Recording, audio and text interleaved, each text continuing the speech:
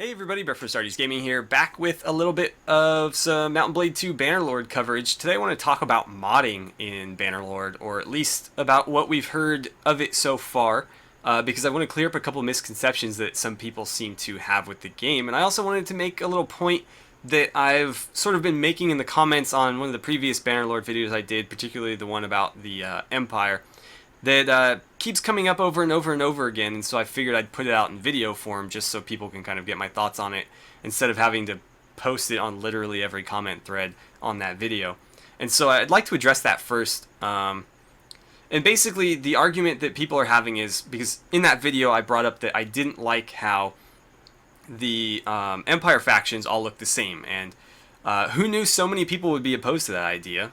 But apparently everybody wants identical factions, and you know, if that's what you want in your game, fine.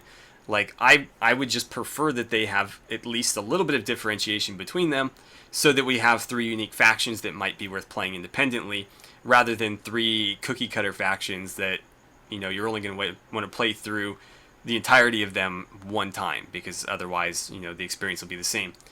But anyways, let's not get into that today. What I want to talk about is the argument a couple people are making on there, and that's, oh, just mod it in the game or wait for somebody else to do it. And it's like, seriously, I'm paying Tailworlds $60 of my hard-earned money for Bannerlord. I'd like to get at least what I feel like is a completely thought-out game. And I'm not trying to say that it's not, because, I mean, obviously there's some really, really cool stuff they're putting into Bannerlord, and it's not at all like they're trying to scam us or just take our money. But at the same time, the modders aren't the ones getting paid to do this. You know, if I mod this in the game, nobody's paying me to put that effort in there. I'm doing it because I want to do it.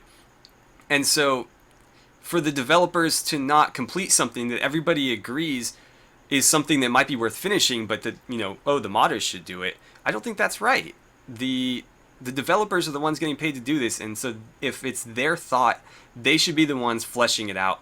They should be the ones making sure it's complete and, like, well-rounded. That's not a modder's job. The modders are there to add cool new stuff that wouldn't be in a normal game.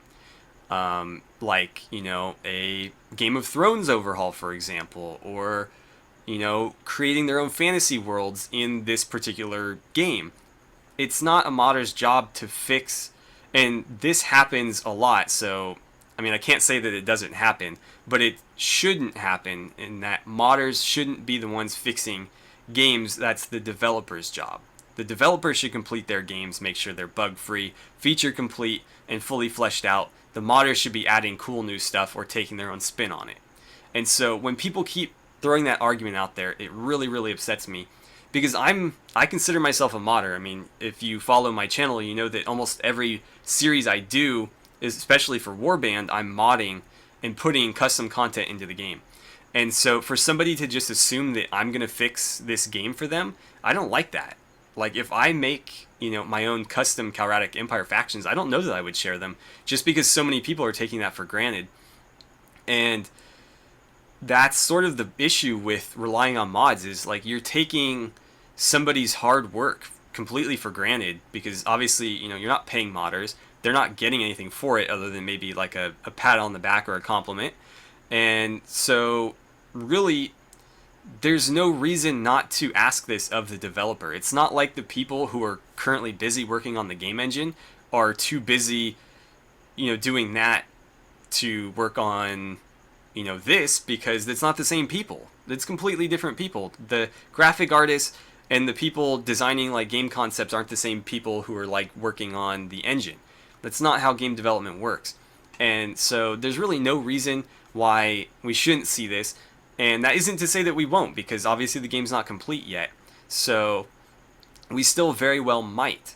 But right now we're not seeing it. And so if this is something that you want to see, you should be vocal about it now, rather than just saying, oh, I'm sure it'll be there, or oh, a modder can add it in later. Because that's how stuff gets overlooked and doesn't make it into the final game. And we see this all the time with, you know, games like No Man's Sky. Look at how many features they said were going to be in that game, then weren't in there. So until a developer tells you that that game is going to be in the game, or sorry, that feature is going to be in the game, and you see it in the game, you can't trust it. And it sucks that that's the industry that we're dealing with here, because obviously Tailworlds has been pretty trustworthy for a game developer.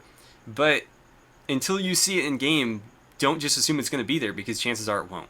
So before I rant too long on that, let's get talking about the modding for Bannerlord. And the misconception that I want to clear up is that modding is going to be so much better in Bannerlord. And this is true and not true. And I want to show you why. This article right here is very, very short. I recommend that you go read it. It talks a little bit about their ideas for modding Bannerlord, but it doesn't go into great depth. Obviously, it's very, very short. But anyways, they talk about how, oh, it's going to be so great because Bannerlord can support multiple mods at once. And that is really great. Don't get me wrong at all. The way that they're going about modding in... Let me scroll down so you guys can actually read this if you'd like to read it right now. The way they're going to go about modding in Bannerlord is going to be a much more modular approach. And so, rather than putting out... If you've ever made a mod for Warband, a significant mod, you'll know that you work in the module system. You basically are tweaking the source code of the game, and then you sort of like bake it into a module, and then you install that module and you play it. In Bannerlord, it's going to work a little bit differently. Rather than creating a full module, you're creating little pieces of modules, and so they can, sort of work together so long as they're not both editing the same thing, so that you can have mods that are adjusting diplomacy while you have other mods adjusting maybe the appearance of the factions or adding certain weapons or something. So as long as these mods don't step on each other's toes, you can run multiple ones at once. Whereas in Warband, the mods are complete modules that can be only run independently because they edit the entire game. And so this is really cool. Obviously, having the ability to kind of pick and choose what features from what mods you want to use is really, really nice, because, you might want to play a Game of Thrones overhaul that has something sort of like, the diplomacy overhaul, or maybe Freelancer added in, although it does have the Clash of Kings at least has Freelancer, so that's not the best example. But, you may want certain things from certain mods in an overhaul in Warband. Unless that overhaul was built around those, particular mods, you're not going to see it. Where in Bannerlord, you can pick them and choose them as you like. Now, sounds great so far, right? The downside to this system is that, at least as far as they've said, they won't be releasing the source code for the game. And so, the issue with that is that the mods that we'll see won't be able to go as deep into the game and change as many things as they were in Warband. Because in Warband, a skilled enough modder could basically create a whole new game within Warband using the engine, because they had the whole source code available to them. In Bannerlord, that's no longer the case. And so, while we are going to see mods working together and, kind of broadening their horizons a little bit, we're not going to see as complicated mods as we might, or that we have seen in Warband. And so it's sort of like, kind of pick your poison. It's not like, oh, why would they do this? Because it's pretty obvious why they've done this. If they release the whole source code, first of all, it makes the game very, very easy to pirate. Second, things can get tweaked that will really, really affect gameplay, and so it's very, very difficult, or maybe even impossible, to make mods that work together when they're editing the source code all over the place. And so by locking off certain systems, they've made it so that mods can actually work together without, breaking the game or breaking each other. And so it's just sort of a trade-off, and I think that they have made the right decision here. Obviously they're sacrificing a little bit of potential for mods by doing this, but at the same time they're giving us a lot more ability to customize our game through the mods that are available to be made. So I hope I'm explaining this in a way that makes sense. Basically, let me just kind of like TLDR this. We're going to have simpler mods that work together, and you can pick them and choose them as you like.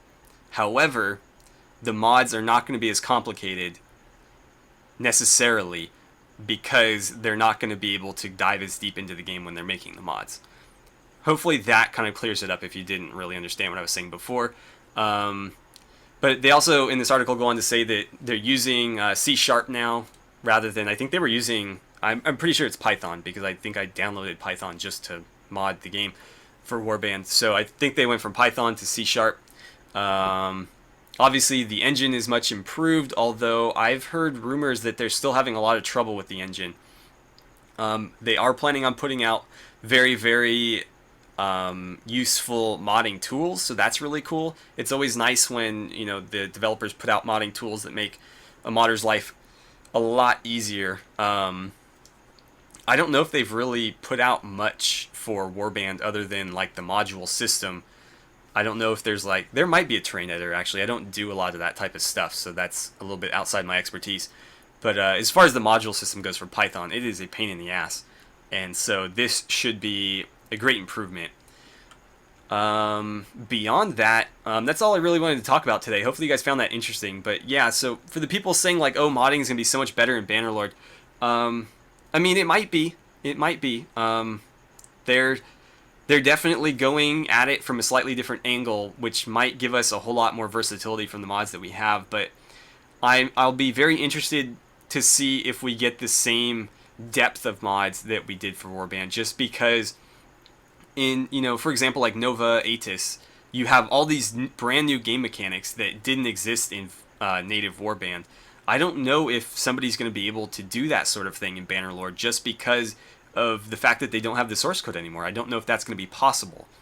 And so, obviously, this will take some clearing up from the developers, but I'm still excited for the game. I'm still excited to mod it, get my hands on it. But, yeah. So that's going to do it for today, guys. Interested in hearing your thoughts on modding so far, and hopefully we get to hear more from Tailworld soon. There's been sort of a lull since Gamescom. We haven't really heard anything new, so I figured we'd talk about this since there was really nothing else going on. But yeah, thank you so much for watching. I had a great time talking about Bannerlord with you as always, and I look forward to seeing you guys back here for the next video.